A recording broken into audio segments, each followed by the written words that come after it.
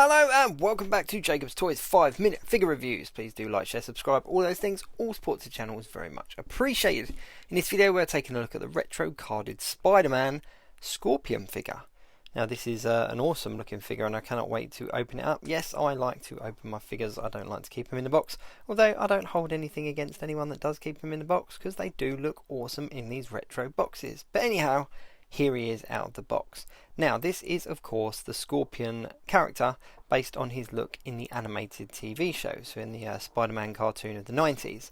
Now it wasn't that long ago that we had this exact Scorpion figure but in the kind of more modern looking colours. So I'm not sure we were kind of in need of a repaint straight away, and I was kind of on the fence about it, but I must admit in hand he looks awesome and he looks exactly how a Scorpion figure should look.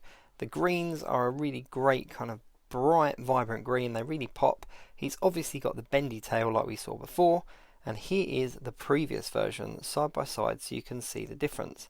Now you might notice that my older version, the metallic-y green, has also got the uncovered face. Well, that's because I repainted it.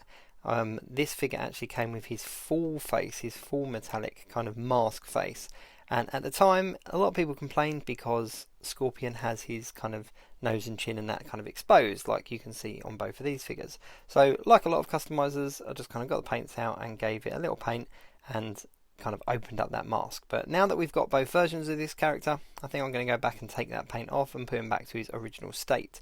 But doing a side by side comparison, they really do look exactly the same. They're exactly the same figure. There is not a single thing that is different with this figure from the previous version. They've got the same articulation, they've got pretty much the same head sculpt, they've got the same hands. Doesn't come with any alternate hands, it just comes with one open palm, one on his left hand and one closed fist on his right hand. Both come with a bendy tail that go into a backpack that is fixed on the back of the figure. And yeah, it's the same figure, it's just repainted. But it just goes to show how different a figure can look when it's given the correct paint job. So they're obviously doing something quite clever with this, because they released this Scorpion quite a while ago. I think it was over a year ago now.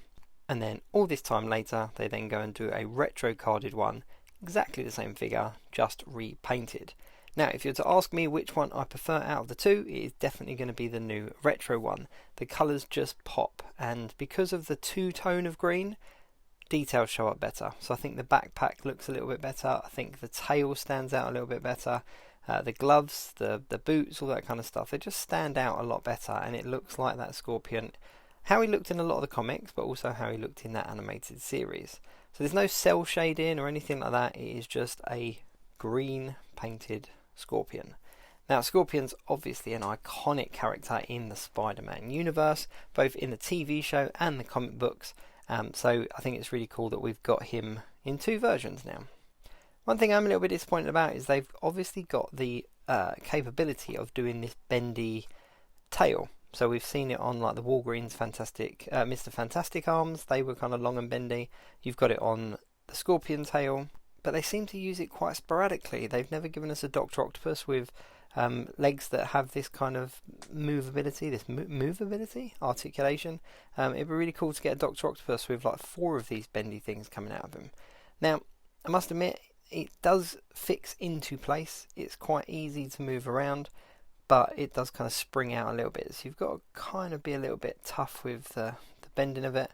All I would say is just when you are bending the tail, hold on to the backpack, because on my older version what I did is I tried to bend it right up, and what happened is I kind of pulled the backpack away. So little hint for you is when you are moving that tail around to get the right pose, hold on to the backpack and then you can kind of play around with it. But it's it. I mean, the balance is quite good. You can use the tail to kind of offset the balance and get him into a whole bunch of different poses.